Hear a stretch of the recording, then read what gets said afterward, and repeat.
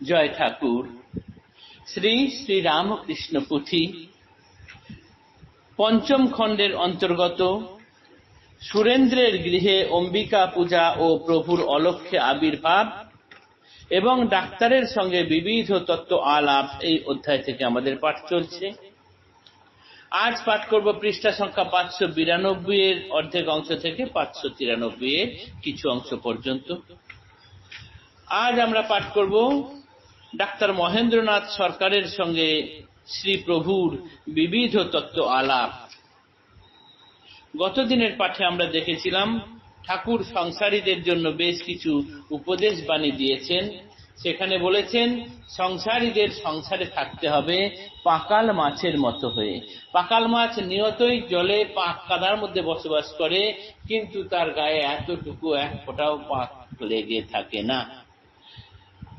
সংসারী মানুষদেরকেও সংসারে সেরকম ভাবেই থাকতে হবে যাতে সংসারের বিষয় আসক্তি তাকে ঘিরে না ধরে, এই মায়ায় যেন সে মোহিত হয়ে না যায়। এই মায়া অতিক্রম করার জন্য প্রভু পথ দেখিয়েছেন, সেটি হচ্ছে সাধন ভজন। সাধন ভজন করতে হবে সংসারীদেরকে নির্জনে। এই নির্জন কোথায় না, মাঝে মাঝে সংসার থেকে নির্জন বাস করতে হবে, এবং এই সাধন ভজন যেন কোনো জনমানবে টের না পায়। মনে বনে কোণে এই সাধন ভজনের রীতি। তারপর কি বললেন প্রভু? বললেন নির্জনে আকুল প্রাণে করিবে প্রার্থনা, পাইলে ভক্তি তবে পুরিবে কামনা। জ্ঞান ভক্তি লাভ অগ্রে, পশ্চাৎ সংসার। সংসার করার আগে জ্ঞান ভক্তি লাভ করতে হবে, তাহলেই কি হবে, মায়ার বন্ধনে আর কেউ বিশেষ আবদ্ধ হবে না। এইটি রাজা জনক করে নিয়েছিলেন, তাই তিনি দু হাতে তরবারি চালাতেন, এক হাতে জ্ঞানের আর এক হাতে সংসারের। যে জ্ঞানে জীবন মুক্ত আছিল জনক, কঠোর সাধনা সেই জ্ঞানের জনক। রাজা জনক যে জ্ঞানে তিনি জীবন মুক্ত ছিলেন, সেই জ্ঞানের জনক হচ্ছে গিয়ে বা সৃষ্টি হচ্ছে গিয়ে কঠোর সাধনা। এই কথা তিনি গতদিন আমাদের বলেছেন, আমরা শুনেছি। আজ দেখব ডাক্তার মহেন্দ্রনাথ সরকারের বিভিন্ন প্রশ্ন এবং ঠাকুরের সেই মতো উত্তর। পাঠ করছি পৃষ্ঠা সংখ্যা 592 থেকে 93 এর কিছু অংশ। এইবারে বলিলেন মহেন্দ্র ডাক্তার, ইন্দ্রিয় সংযম করা কঠিন ব্যাপার, তাহার উত্তরে কন বিশ্বগুরু রায়।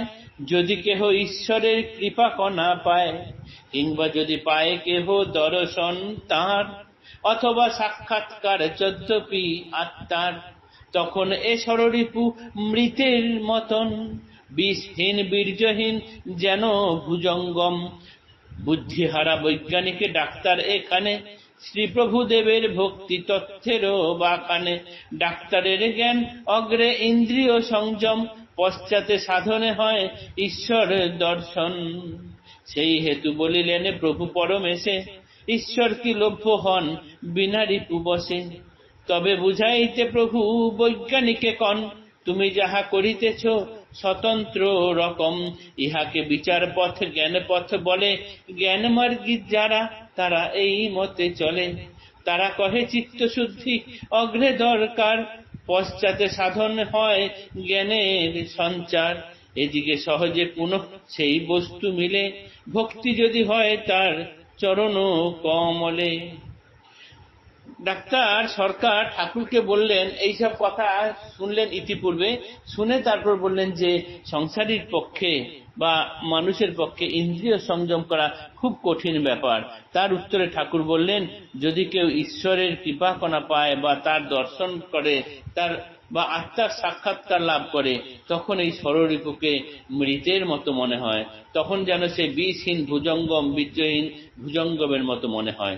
তখন এই ডাক্তার তখন আবার কিন্তু ঠাকুরের সঙ্গে আবার তর্ক শুরু করলেন। বললেন যে আগে যদি ইন্দ্রিয় সংযম না হয়, তাহলে কি করে ঈশ্বর দর্শন হবে? তাই ঠাকুর বললেন, সেটা হয় বটে, তুমি যে পথ দেখাচ্ছ সেটা একটা আলাদা পথ, এটা হচ্ছে জ্ঞানের পথ। জ্ঞানমার্গী যারা, তারা এই পথে চলে। তারা বলে আগে চিত্ত শুদ্ধির দরকার, তারপরে জ্ঞানের সঞ্চার হবে বা ঈশ্বর এর দিকে অগ্রসর হবে। কিন্তু এখন সেই পথ খুব শক্তকর। এর থেকে অনেক সহজ হলো যদি ভক্তি পথে তার দিকে অগ্রসর হওয়া যায়। এদিকে সহজে পুনঃ সেই বস্তু মিলে, ভক্তি যদি হয় তার চরণ কমলে, ঈশ্বরের গুণগানে চিত্তে যদি রস, আপনি ইন্দ্রিয় মরে রিপু হয় বস। যে সাধনা তুমি করতে চাইছো অনেক কষ্ট করে, তারপরে এই রিপুগুলোকে দমন করবে, সেই সাধনা খুব সহজেই হয়ে যাবে যদি তুমি ভক্তি মার্গে চলো। ভক্তি মার্গে চললে পরে, ঈশ্বরের গুণগান করলে পরে যে চিত্তে যে রস সঞ্চার হয়, সেই রসের দ্বারা ইন্দ্রিয় রিপুগুলো আপনিই বশ হয়ে যায়, তখন আর কোন রকম অসুবিধা হয় না। কিরকম? যেমন বাদুলে পোকা আলো দর্শনে, থাকিতে না পারে আর অন্ধকার স্থানে, ভক্ত তেন রিপুবর্গ ইন্দ্রিয় সহিত, ঝাঁপ দেয় রূপে তার হইয়া মোহিত। বৈজ্ঞানিক তাহলে কিরকম বললেন না, বাদুলে পোকা যদি অন্ধকারে থাকে, একবার যদি আলোর সন্ধান পায়, তীব্র বেগে সেই আলোর দিকে এসে ঝাঁপ দেয়। ঠিক সেই রকম ভক্ত যদি একবার ঈশ্বরের স্বাদ পান ভক্তি রসের মাধ্যমে, তখন তিনি কি করেন, তার শরীরের ইন্দ্রিয় রিপুবর্গ সবকিছু সহ এসে ঈশ্বরের রূপ রসে মুক্ত হয়ে তাতে ঝাঁপ দেন এবং তাতেই সবকিছু লয় হয়। কিন্তু ডাক্তার এখানে আবার তর্ক করছেন ঠাকুরের সঙ্গে, আবার বলছেন বৈজ্ঞানিক এইখানে কোন আরবার, যদ্যপি পুরিয়া মরে তাহাও স্বীকার। ঠিক আছে, ওরা পুড়ে মরল সেটা মানলাম, বিধি মতে বুঝাইতে প্রভুর বচন, ভক্তে নাহি হয় দগ্ধ পোকার মতন। পোকারা তো আগুনে পড়লো, পুড়ে মরে গেল, কিন্তু ভক্তরা তো কোনো আগুনে পুড়ছে না, এরা কিন্তু অন্য, এটা আলোর শিখার মতো অবস্থা। আলোর শিখায় তো পড়ে না সেরকম, যে আলোতে পোকা পড়ে দাহ্য গুণ তাই, কাজেই পড়িলে পোকা জীবন হারায়। ওই আলোটা তো দাহ্য গুণ আছে, তাই পোকা পড়লে তাকে পুড়িয়ে দেয়।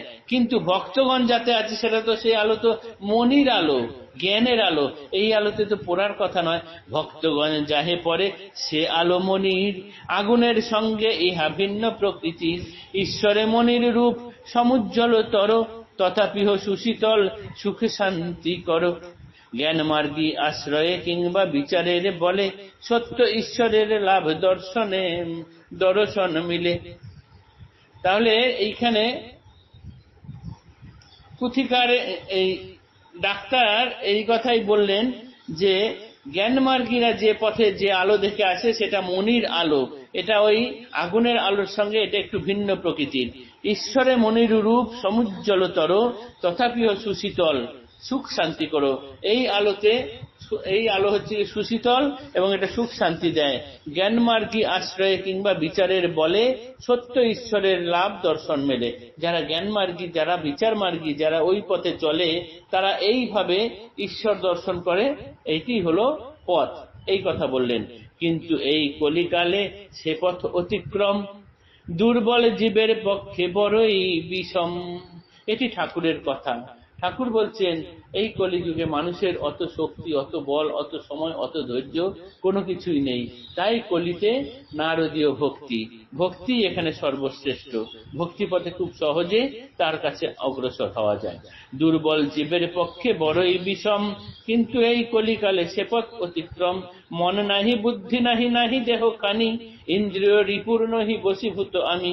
রোগ শোক সুখ দুঃখ অতীত সবার, আমি সেই সচ্চিদানন্দ সকলের পার। অহম সচ্চিদানন্দ, এই কথাই বলছেন। বড়ই সহজে বলা মুখের কথায়, ধারণা বড়ই শক্ত কর মহাদায়। কাঁটায় কাটিছে হাত রক্ত ধারা বয়, অথচ বলিছে মুখে কই কিছুই নয়।